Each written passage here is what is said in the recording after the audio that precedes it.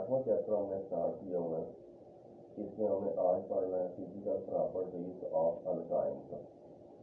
इसमें पहले आज इनकी है फिजिकल स्टेट। अल्काइंस के जो पहले 3 मेंबर्स हैं, जिसमें आपके पास इथाइन है, प्रोपाइन और ब्यूटाइन, ये गैसेस स्टेट में होते हैं। इसके बाद इनके जो अगले 8 मेंबर्स हैं, जिसमें कार्बन एटम 5 से लेकर 12 तक हैं, ये लिक्विड स्टेट में होते हैं। और इसके बाद आ जाएगा कि ऐसे अल्काइंस जिसमें कार्बन जो एटम्स होते हैं वो 13 या इससे ज़्यादा होते हैं, वो at room temperature solid state में एग्जिस्ट करते हैं। अल्काइंस हैं ये कलरलेस होते हैं, टेस्टलेस होते हैं, ओडरलेस होते हैं। लेकिन अल्काइंस का जो पहला मेंबर इथाइन है, इसकी स्मेल जस्ट लाइक गार्लिक होती है। गार्लिक हम कहते हैं लहसुन को। तीसरे नंबर पे है अल्काइंस का मेल्टिंग पॉइंट, बॉइलिंग पॉइंट और डेंसिटी मॉलिक्यूलर वेट के इंक्रीज करने से इंक्रीज करता है। इस तरह हम कह सकते हैं कि जो अल्काइंस लोअर होते हैं, जिसमें कार्बन एटम्स कम होते हैं, जिनका मॉलिक्यूलर वेट कम होता है, इनका मेल्टिंग पॉइंट, बॉइलिंग पॉइंट और डेंसिटी कम होती है। इसके बाद जो अल्काइंस होते हैं ये नॉन पोलर होते हैं। इसी बुनियाद पे नॉन पोलर जो सॉल्वेंट है, such as carbon tetrachloride, ether या बेंजीन, इसमें हल हो जाते हैं, लेकिन पोलर सॉल्वेंट में हल नहीं होते। समरी के तौर पे दोबारा फिर हम करते हैं फिजिकल प्रॉपर्टीज ऑफ अल्काइंस। इसमें आज जो अल्काइंस के पहले 3 मेंबर हैं, ये होते हैं गैसियस स्टेट में। इसके बाद इनके अगले जो 8 मेंबर्स हैं लिक्विड स्टेट में। इसके बाद आए हैं ऐसे अल्काइंस जिसमें कार्बन एटम 13 या इससे ज़्यादा होते हैं, ये at room temperature solid form में होते हैं। अल्काइंस कलरलेस होते हैं, ओडरलेस होते हैं, मतलब ना इनका कोई कलर होता है, ना इनकी कोई स्मेल होती है।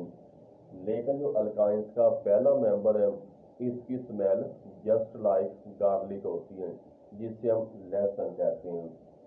नंबर 3 पे है अल्काइंस का मेल्टिंग पॉइंट, बॉइलिंग पॉइंट और डेंसिटी मॉलिक्यूलर वेट इंक्रीज करने से या number of carbon atoms increase करने से इंक्रीज करते हैं।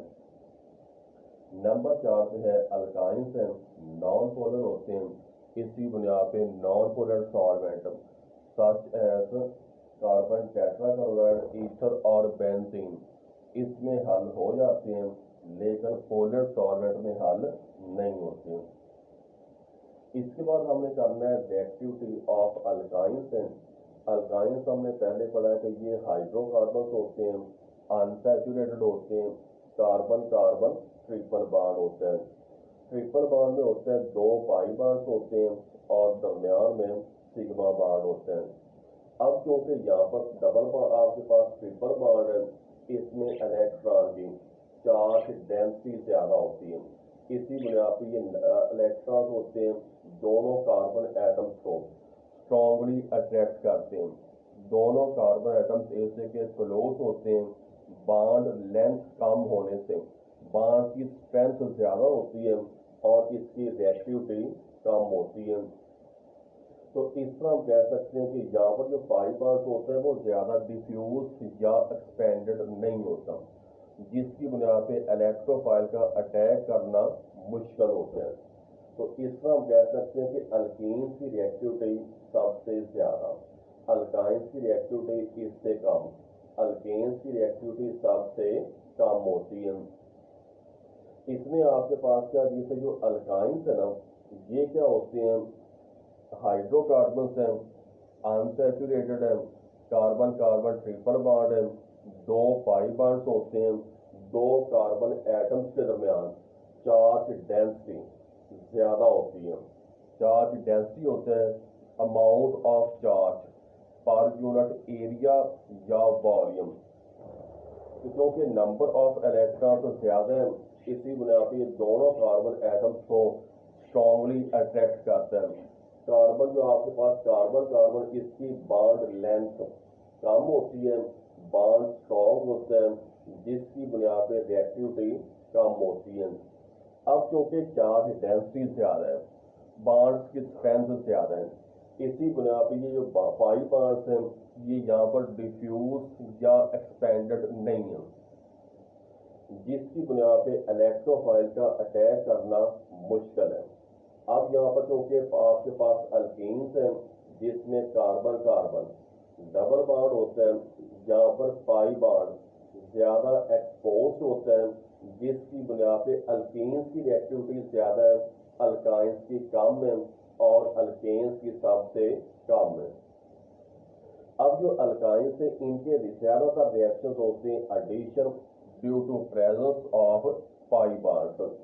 अब क्योंकि इसमें पाई बॉन्ड्स दो होते हैं, इसी बुनियाद पर इसमें एक मालिक्यूल ऐड होने की बजाय दो मालिक्यूल्स ऐड होते हैं और हमारे पास प्रोडक्ट बनते हैं, सैचुरेटेड कंपाउंड्स बनते हैं। पहला हमारे पास रिएक्शन है एडिशन ऑफ हाइड्रोजन, हाइड्रोजिनेशन भी कह सकते हैं। इसमें आपके पास क्या होना है, निकल कैटलिस्ट एट हाई टेम्परेचर या प्लाटिनम और प्लाटियम एट रूम टेम्परेचर है। पहले स्टेप में इथाइन है, इसमें हाइड्रोजन का एक मालिक्यूल ऐड होना है, एक पाई बॉन्ड खत्म होके यहाँ पर बन जाएगा इथीन अल्कीन्स बनेगा।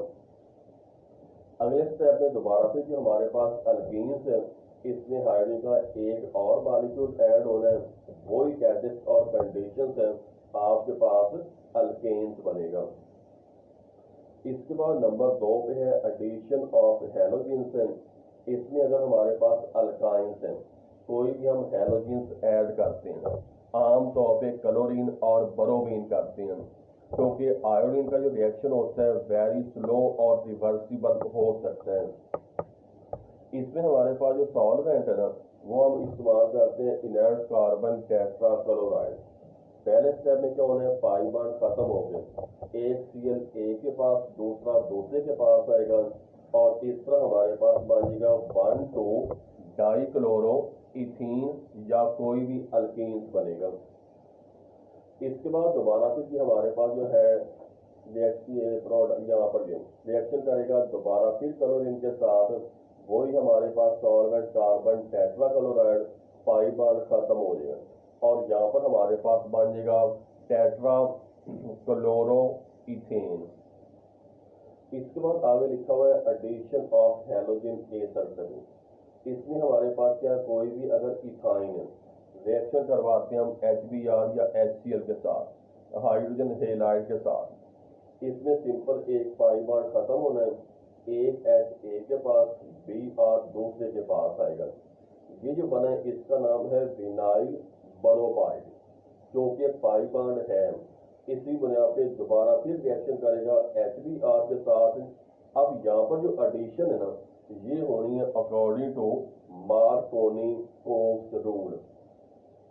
वजह क्या है कि यहाँ पर ये जो हमारे पास ये रिएक्टेंट ना ये है अनसिमेट्रिकल रिएजेंट, क्योंकि डबल बॉन्ड वन के साथ अटैच दोनों कार्बन एटम्स हैं, इनकी नेचर डिफरेंट है। तो मार्कोनी-कोक्स रूल के मुताबिक जो नेगेटिव पार्ट है जाएगा इस कार्बन के पास जहाँ पर number of hydrogen atoms come है। तो इस तरह हमारे पास जो प्रोडक्ट बनेगा ये है 1,1 डाइक्रोमो इथेन। समरी के तौर पे जो एडिशन रिएक्शन से ये हम दोबारा फिर कर लेते हैं। इसमें आ जाएगा पहले है एडिशन ऑफ हाइड्रोजन या हाइड्रोजिनेशन। इसमें अगर हमारे पास कोई भी अल्काइंस है, हाइड्रोजन ऐड करते हैं, निकल कैटलिस्ट एट हाई टेम्परेचर, तो प्रोडक्ट यहाँ पर बनेगा इथीन। इथीन में क्योंकि दोबारा फिर डबल बॉन्ड या पाई बॉन्ड है, हाइड्रोजन का एक और मॉलिक्यूल ऐड होना है, वही कैटलिस्ट और कंडीशंस है, इथेन बनेगा। इसके बाद आगे लिखा है एडिशन ऑफ हैलोजेंस। अगर हमारे पास कोई भी अल्काइंस है इसमें हम हैलोजेंस ऐड करते हैं, सॉल्वेंट होते हैं inert non reactive stable carbon tetrachloride, तो हमारे पास डाई हेलो अल्कीन्स बनेगा। इसके साथ दोबारा फिर रिएक्शन करवाएंगे क्लोरीन का, तो हमारे पास आ जाएगा टेट्रा हेलो अल्केन्स। जिस तरह ये बने, इसका नाम है 1122 टेट्रा क्लोरो इथेन। इसके बाद दोबारा पे है एडिशन ऑफ हेलोजन A37।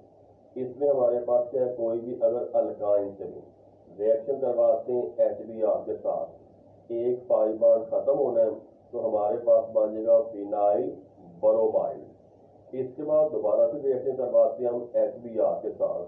अब ये जो हमारे पास इस कंडीशन में जो एडिशन होनी है, ये है अकॉर्डिंग टू मार्कोनी-कोप्स रूल, जो हमने पहले ही पढ़ा है। इसमें क्या होता है कि अगर हम अनसिमेट्रिकल रिएजेंट किसी भी अनसिमेट्रिकल अल्कीन्स में ऐड करते हैं, तो negative part goes to that carbon atom that has least number of hydrogen atoms. अब इस कंडीशन में हमारे पास क्या Br जो हेलो ग्रुप है, चार्ज इसके ऊपर नेगेटिव है, ये रिएक्शन करेगा यहाँ पर इस कार्बन के साथ जहाँ पर number of hydrogen atoms come है। अब ये जो हमारे पास प्रोडक्ट बने, इसका नाम होना है 1,1 डाइब्रोमो इथेन। तो इस तरह हमने 3 एडिशन रिएक्शंस पढ़े हैं। एक एडिशन ऑफ हाइड्रोजन है, दूसरा एडिशन ऑफ हैलोजन है, और तीसरा है एडिशन ऑफ हाइड्रोजन हैलाइड्स है।